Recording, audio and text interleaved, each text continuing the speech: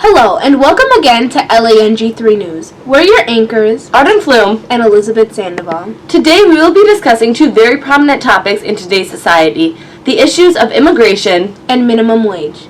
Immigration is the action of coming to live permanently in a foreign country. Recently, immigration has become a very controversial topic in the United States. Permanent visas have become significantly harder to obtain due to high cost and limited availability. Many people worry that the American culture will be diminished with the arrival of these new immigrants. Others believe that they will further enhance the American culture.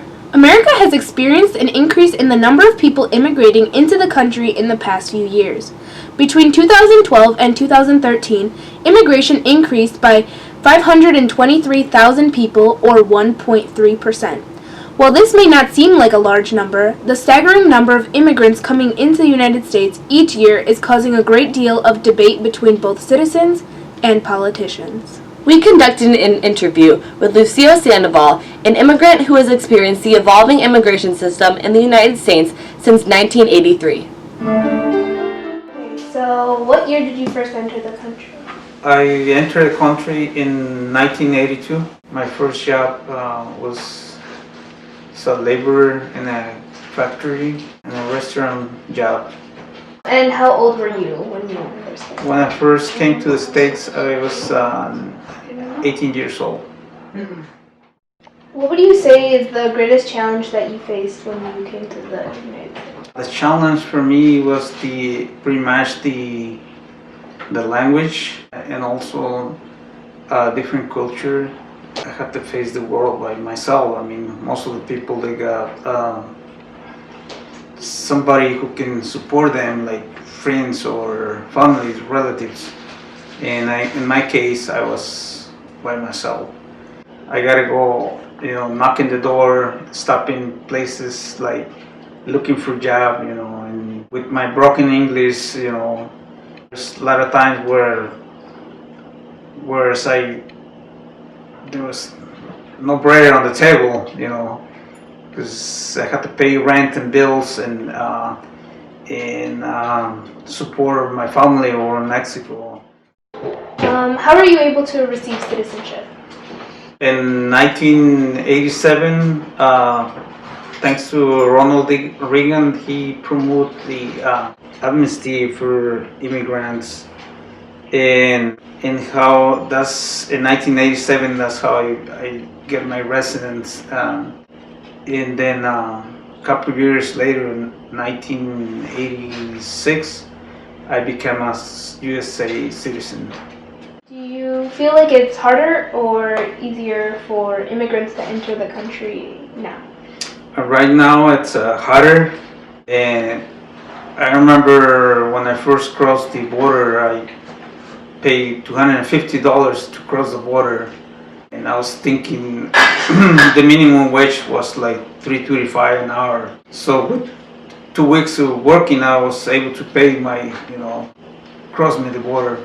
Right now, they have to pay around $8,000. So, like I said, technology kind of helped the border patrol. Now, for the immigrants to cross to the United States is almost impossible. But I remember my grandpa used to tell me all the time, nothing is easy in this life, but nothing is impossible. So.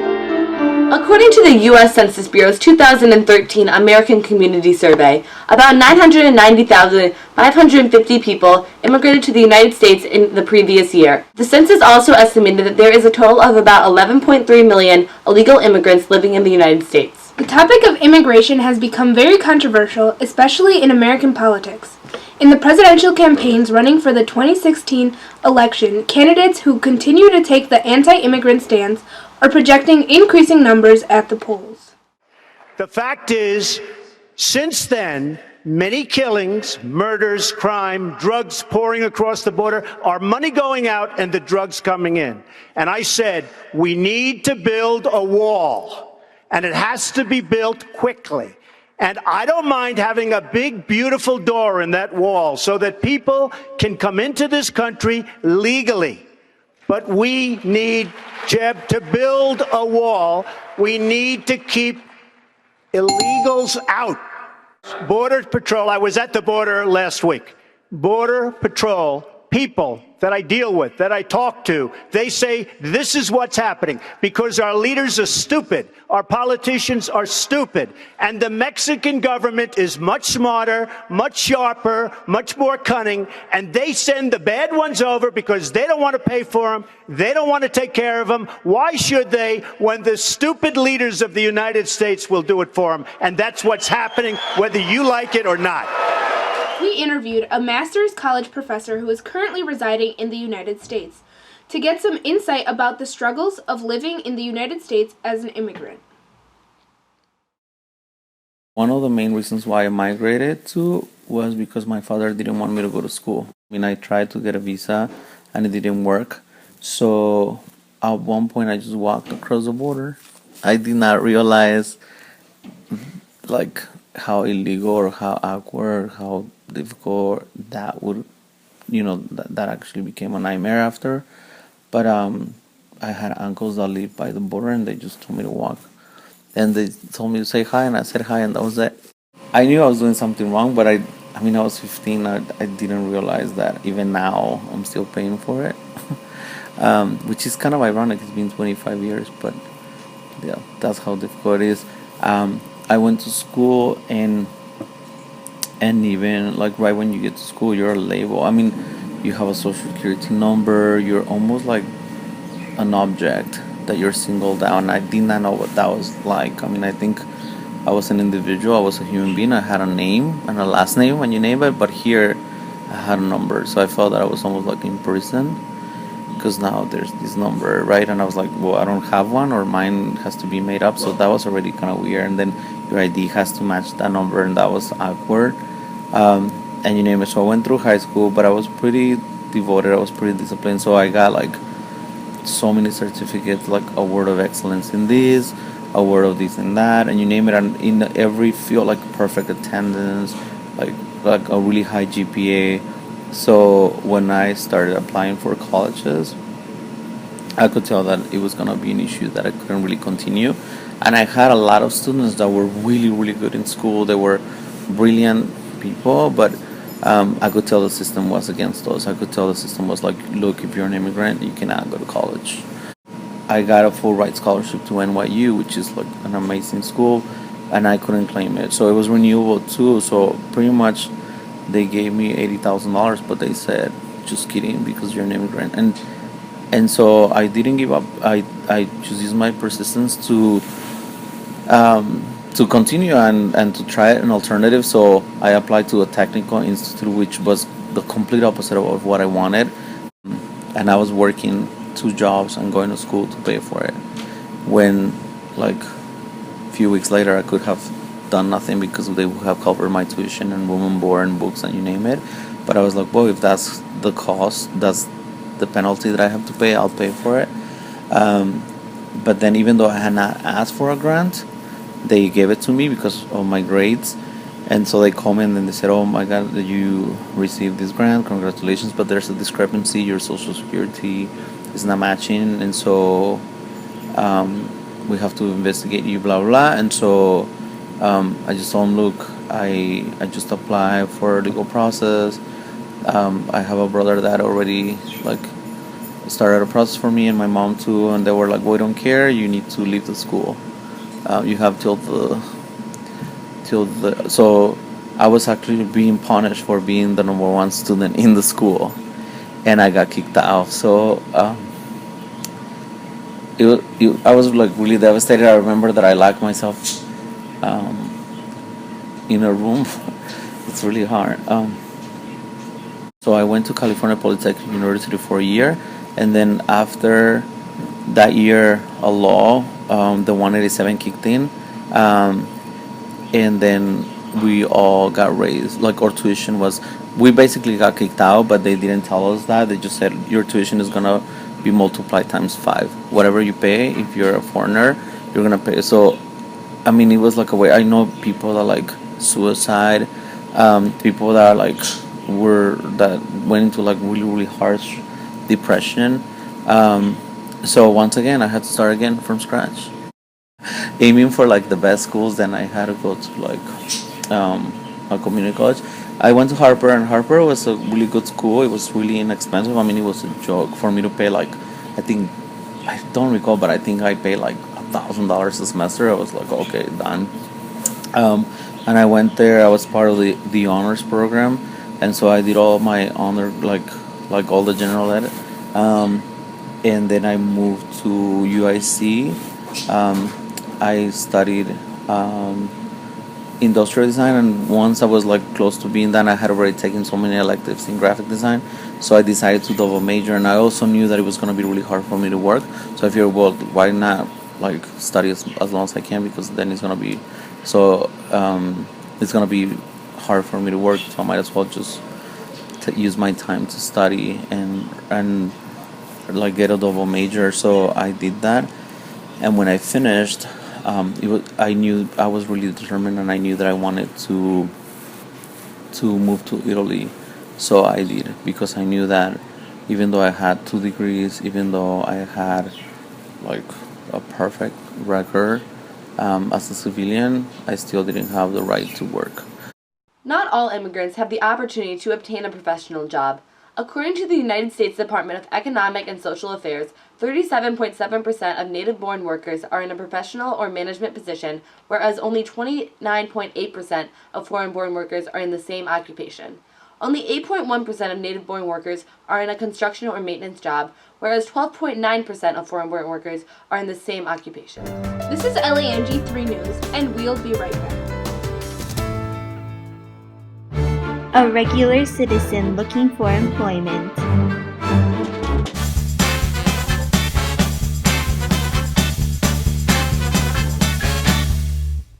An immigrant looking for employment.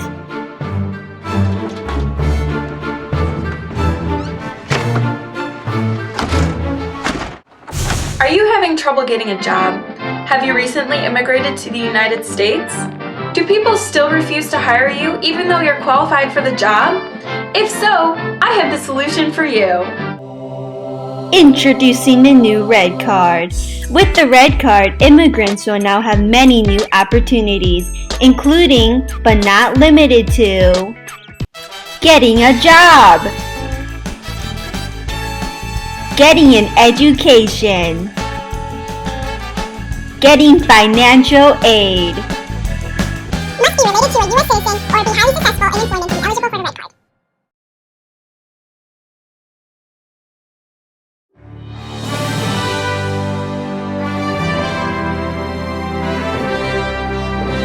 Hello, and welcome back to LANG3 News. We will now be introducing the new topic of minimum wage. We went around to many local business owners and employees to gather opinions regarding the minimum wage law.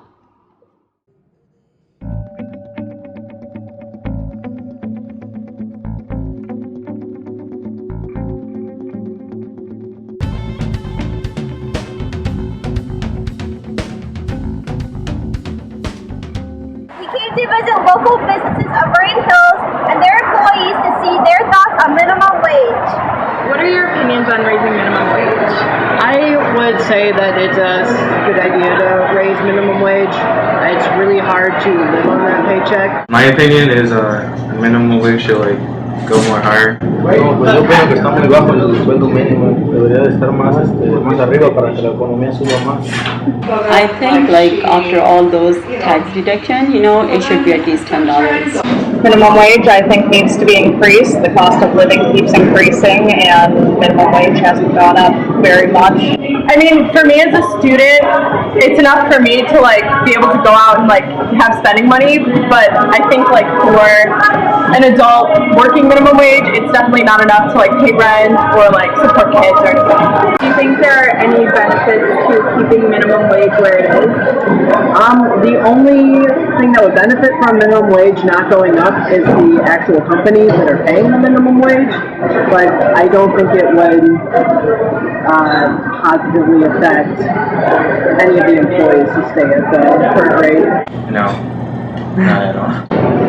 For the employer, yes, because it keeps their costs down. They can keep the cost of goods down because of that, but for the working person, it's not. I can't think of any, actually.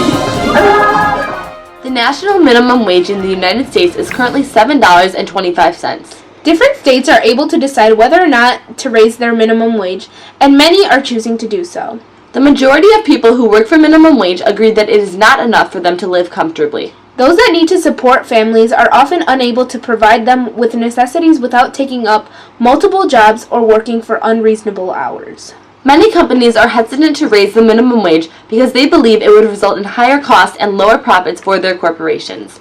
Many businessmen feel as though the minimum wage is enough for their workers and they are being greedy when they argue for a raise. We spoke with a local social studies teacher currently teaching at Vernon Hills High School to hear his opinions on the issue.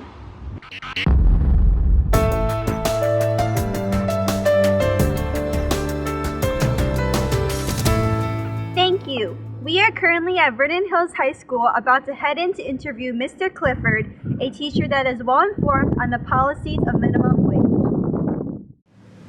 Do you believe the national minimum wage should be raised? That's a simple question, but yes, I do.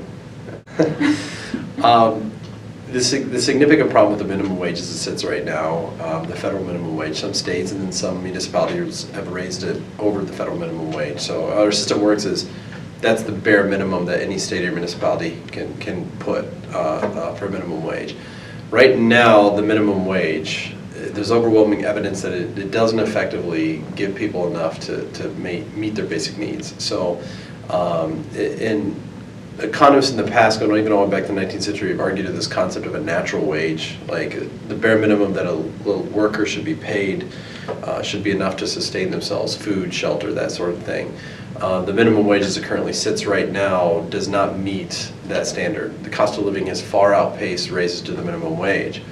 Minimum wage hasn't effectively moved in earning power since the 1970s, so it's gone up, but it actually doesn't buy anymore. And in fact, for the most part, it buys less. So we go through these long stretches of not raising the minimum wage, keeping it flat or stagnant. If we continue to do that over the next couple of years, all we are doing is actually effectively dropping the amount that people can buy. So this is due to inflation. Inflation happens roughly historically about 3% a year. It goes up and down. That's roughly the level. So effectively, every year we don't raise the minimum wage, we are telling workers who are on the minimum wage they're going to be able to buy 3% less, 3% less, 3% less. So what we end up doing is we drive more and more and more people into poverty because, as we can see throughout our society, more and more workers are working for minimum wage, and that's especially been the case since 2008. Jobs have been created since 2008, but there's underemployment. So a lot of Americans are working at the minimum wage level, they're not being able to make a standard of living. What ends up happening is we end up, as taxpayers, subsidizing those corporations or those companies or those businesses that are paying a minimum wage. Once you can't make a living off minimum wage, you turn to social services, you turn to welfare, you turn to food subsidies, you turn into housing subsidies.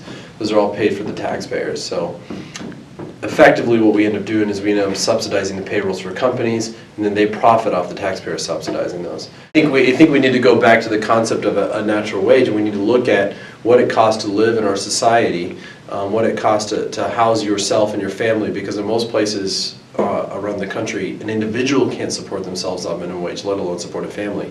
That'll do two things. It ensures that we pull people out of poverty, and on the other side, it actually can relieve the government's role in trying to subsidize those people's living. What is your response to the belief that raising the minimum wage will also raise prices of commodities? Yeah, inflation, right? Raising pay always increases inflation. Inflation is not necessarily a bad thing. Number one, actually inflation, when controlled, is good. It makes debt easier to pay off and then lets people to turn around and reinvest in the economy. This is why our government and the Federal Reserve always wants some inflation, right? So some people, we think of inflation in school as being bad. We think of the 30s and stuff, but we want inflation because, for example, I have a 30-year mortgage on my house. That 30-year mortgage, the price of it doesn't go up. It's locked in. So when inflation goes up, and if pay goes with that inflation, my debt becomes easier to pay off, right? So we got to stop thinking about income and just the numbers. We got to think about the real life earning and spending and buying power of what that money is. When people have more money then on their debts, they turn around, they're able to send that back in the economy. So in effect, a minimum wage can actually be a stimulus in that way by making debt easier to pay off. So that inflation isn't necessarily bad.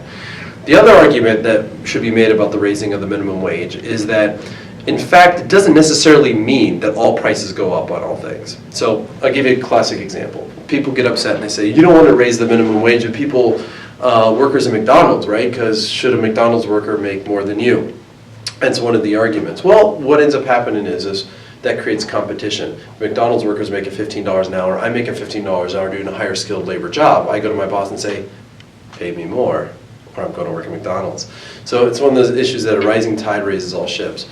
On the other side is that some people say, well, if you pay McDonald's workers $15 an hour, are you willing to pay $10 for a hamburger?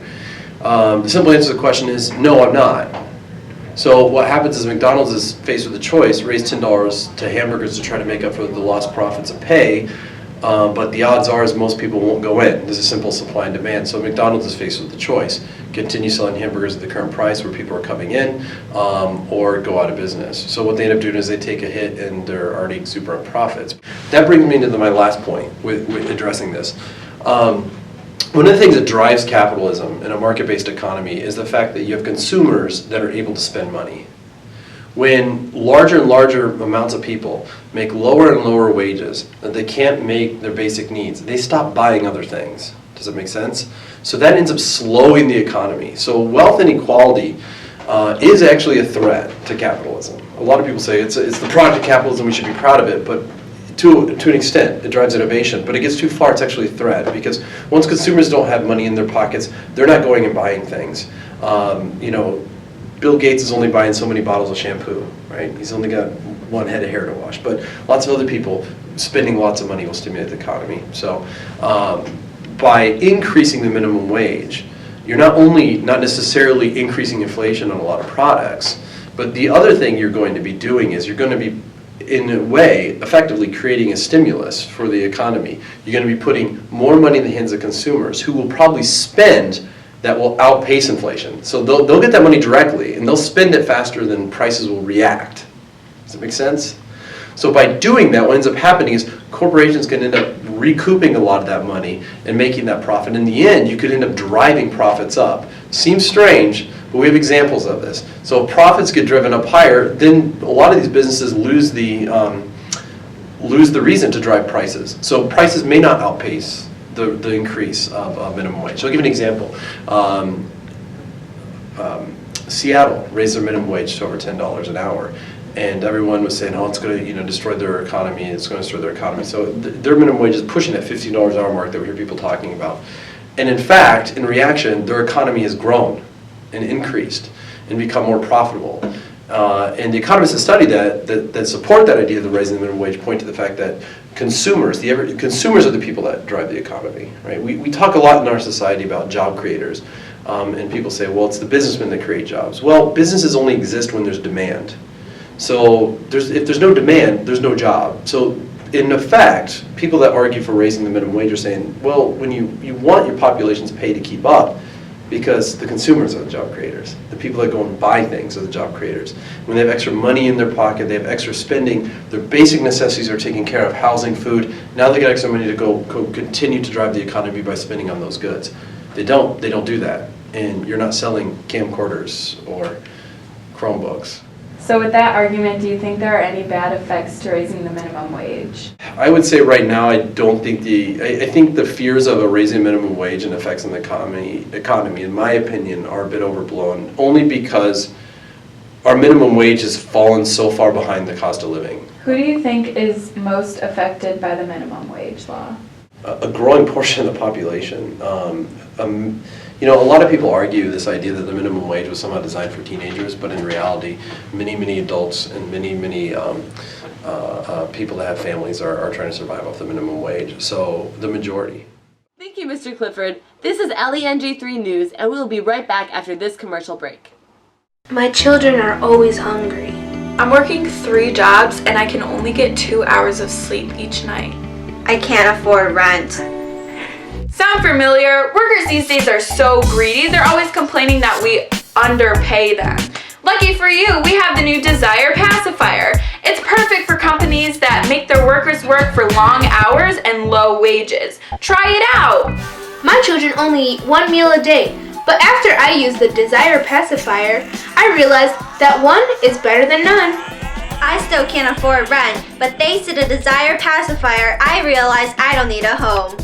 I had to take on a fourth job, but with the help of Desire pacifier, I realized I don't need sleep at all. Look at how the Desire pacifier has helped all these people.